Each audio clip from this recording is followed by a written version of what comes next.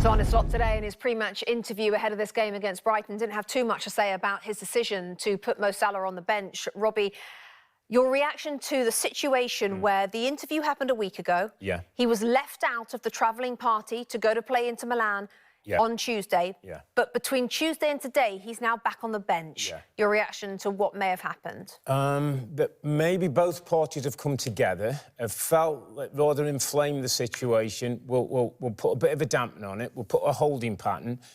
We know that Salah's going to go off to AFCON. That's 3 weeks possibly, at least, that he's away. There's talk that there's been conversations between his agent and the club, and I think in Richard Hughes, Michael Edwards, the football business of Liverpool, and a decision could come. I sort of wonder, Bex, if this is almost the chance for Mo to say goodbye. Today? Today, could be.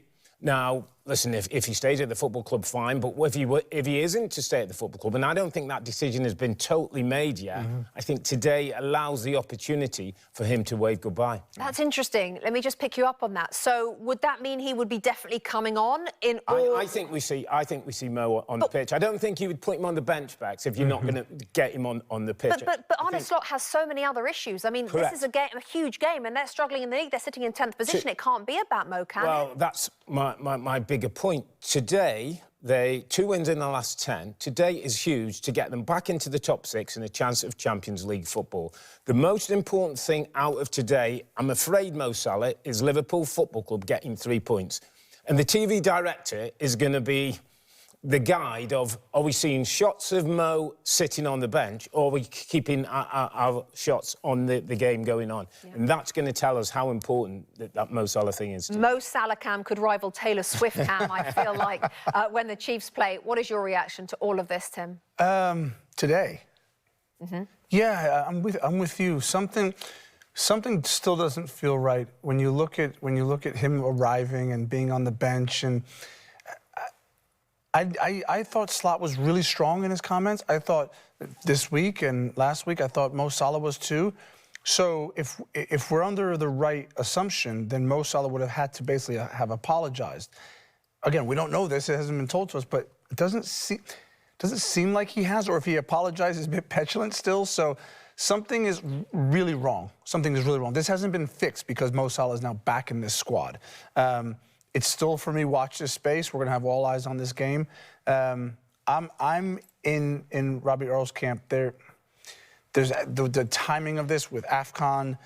I'm not sure that everything's now glossed over and everything's hunky-dory. I'm not sure about that. Do you think, Tim, this is a climb down from Arne Slot? Do you think he looked strong, but now today, what does today's decision show you about the Liverpool manager? It shows me that Mo Salah still has a lot of power. Like, Mo Salah has to be dealt with by Liverpool Football Club, by Arne Slot. Like, it's not going away. You can dig your heels in, which he did, but ultimately, and I've been at football clubs, you've been at football clubs, if the manager's really strong, Mo, just I'll let you know when you come back. That's how it works. But Mo Salah's so strong and so powerful that you can't just ignore him. Can I take it another way, though? And I get the question, and I get what you're saying, Bex, but this guy also, I think, has been backed by the football club. This is a Liverpool Football Club decision. Ownership, management, and the manager. I think it puts him in a position of strength.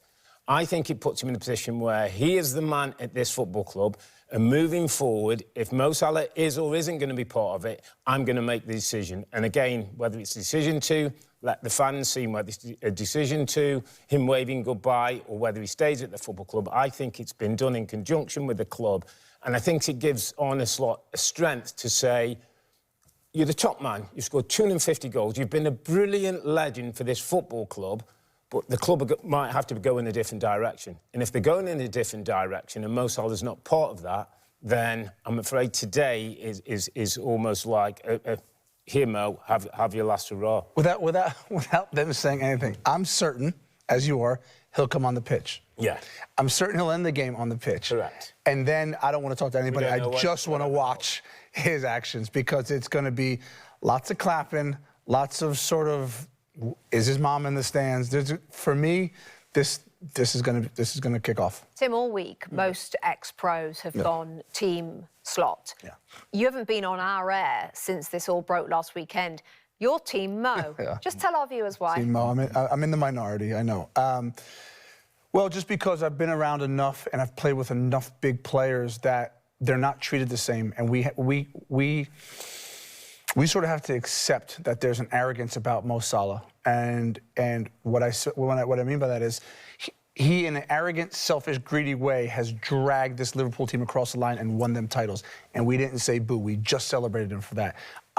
I personally don't believe that when he acts petulant and arrogant in the other way, which he has, that we can then go, oh, you shouldn't act that way. This is who he is. The biggest players, the 1%ers, act this way. He is big. He is bigger than most people at a certain point in time. And he's looking around the team. You said 2 wins in the last 10. He's looking around going, the guy we brought in up top isn't scoring. The guy at the back is leaking goals. The German fella, the Wirtz that we brought in, he's not performing. Szoboszlai is playing at right back because our right back isn't performing. Left back, we don't know what the situation is. And I'm the guy that you're singling out. I'm on his side. I hear Tim, but if I'm a teammate, Bex, Mo Salah's the top man. There's a natural order in the dressing room that players understand he's the top man. But you can never abuse that position that he's got. And if you abuse the position, if you start to say, I don't have to earn my place, that's an abuse of that position. The second thing is, Mo Salah doesn't really have to defend in that team. He gets his goals, he's been a brilliant player. That's because the rest of us, and I'm played in midfield with people like, not a Mo Salah, but people who can win your games, and I go, I'll do your running, you win us the game.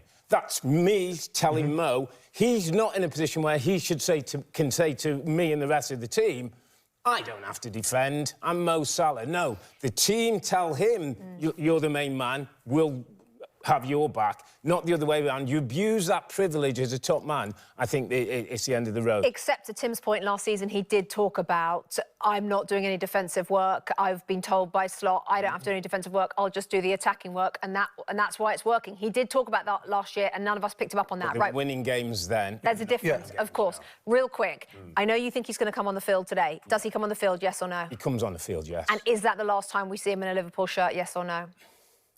Yes. Tim? It could be, which is crazy to think.